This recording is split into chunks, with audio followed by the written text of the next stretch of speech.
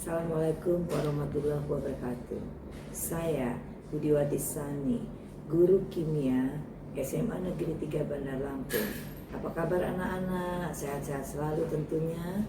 Dan kita mulai belajar kimia. Sekarang kita teruskan pada materi sel elektrolisis. Elektrolisis merupakan peristiwa penguraian zat elektrolit oleh arus listrik searah. Dalam sel elektrolisis, energi listrik akan menghasilkan reaksi kimia. Arus listrik menghasilkan reaksi, reduksi, dan oksidasi. Pada sel elektrolisis, reaksi redoksnya tidak terjadi secara spontan, sehingga untuk terjadi reaksi redok harus diberi arus listrik atau memerlukan energi listrik. Coba kalian lihat bahwa dalam sel Volta maupun sel elektrolisis, oksidasi terjadi di anoda dan reduksi di katoda. Tetapi dengan arah aliran elektron dan tanda muatan elektroda yang terbalik.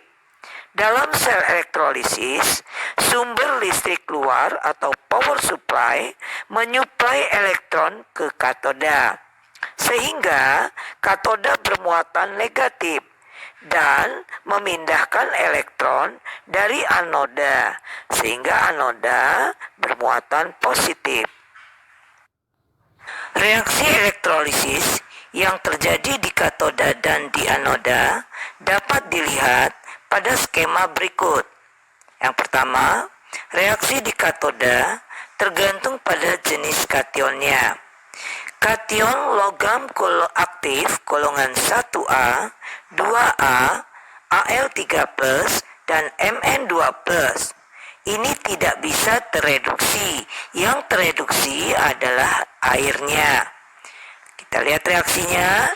2H2O liquid ditambah 2 elektron menjadi H2 gas ditambah 2 OH- aqueous. Kemudian kita lihat kalau kationnya di luar daripada golongan di atas, kita lihat di sini adalah kation logam aktif. Fase lelehan atau leburan atau L. Kation ini tereduksi, contohnya 2H+ ditambah 2 elektron menjadi H2 gas. Kemudian logam di luar daripada di atas 1, 2 dan Al dan Mn ini LX+ ditambah Xe elektron menjadi L. Kemudian Na plus ditambah elektron menjadi Na. Yang kedua, reaksi di anoda bergantung pada jenis anoda dan anionnya. Anoda ini tergantung dari anoda inert dan anoda tidak inert. Anoda inert adalah PT, C, dan Au. Sekarang kita lihat anionnya. Jika anionnya sisa asam oksi, oksi itu mengandung oksigen. Contohnya SO42-, NO3-, PO43-, dan CO32-, maka yang teroksidasi 2A2O liquid menjadi 4H+ aqueous ditambah O2 gas ditambah 4 elektron. Kalau misalnya sisa asamnya lain, misalnya OH- atau O2- atau anion teroksidasi. Contohnya, sisa asamnya adalah 2Br- aqueous menjadi Br2 liquid ditambah 2 elektron. Atau misalnya Cl- menjadi Cl2. Ini kita lihat persamaan reaksinya kenapa bisa 2. Di sini ditulisnya adalah 2Cl karena Cl-nya atomnya ada 2 buah. Kemudian karena ini 2-, maka di sini 2 elektron. Begitu juga pada OH- itu menjadi H2O ditambah O2. Karena di situ O-nya itu ada 4. Jadi kita kalikan 4 di sini, 4 OH min. Kemudian ada elektronnya karena 4 negatif, maka di sini adalah harus 4 elektron. Begitu juga untuk O2-nya. O2-nya menjadi O2.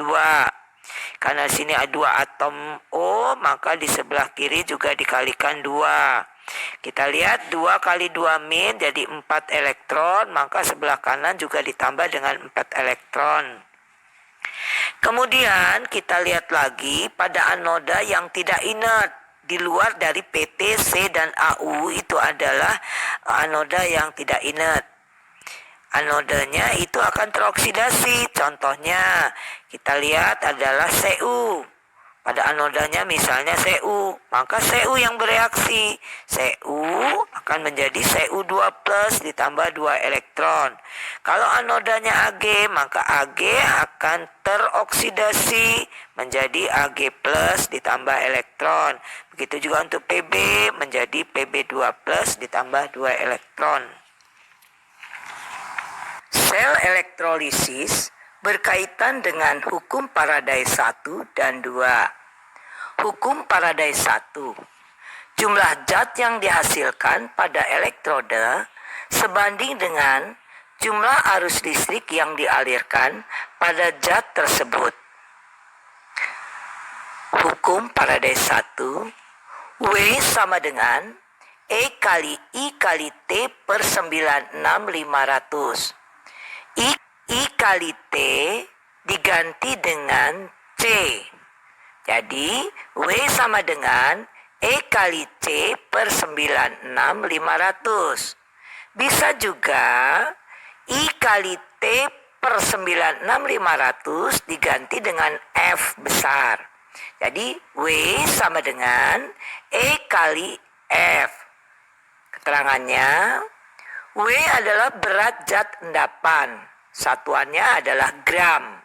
E adalah berat ekivalen zat, yaitu sama dengan AR dibagi muatan kation atau MR dibagi muatan kationnya. I ini adalah arus, kuat arus. Satuannya adalah ampere. Kemudian T adalah waktu, sekon, satuannya detik. Kemudian F itu jumlah mol elektron dalam reaksi elektrolisis. 1 Faraday, 1 F itu 1 Faraday sama dengan 1 mol elektron bisa diganti dengan 96500 kolom. K, ketetapan elektrolisis itu sama dengan 1 per 96500. Hukum Faraday 2. Hukum Faraday 2 berbunyi, jika arus listrik dialirkan ke dalam beberapa sel elektrolisis yang dihubungkan seri, jumlah berat zat-zat yang dihasilkan pada tiap-tiap elektroda sebanding dengan berat ekivalen tiap-tiap zat tersebut. Hukum Faraday 2 ini rumusnya sebagai berikut. W1 dibanding W2 sama dengan E1 dibanding E2. W1 berat endapan 1, W2 berat endapan 2, satuannya gram. E1 berat ekivalen zat 1, E2 adalah berat ekivalen zat kedua. E bisa diganti AR per valensi. Bagaimana anak-anak? Kita sudah belajar tadi, sudah mengerti bukan?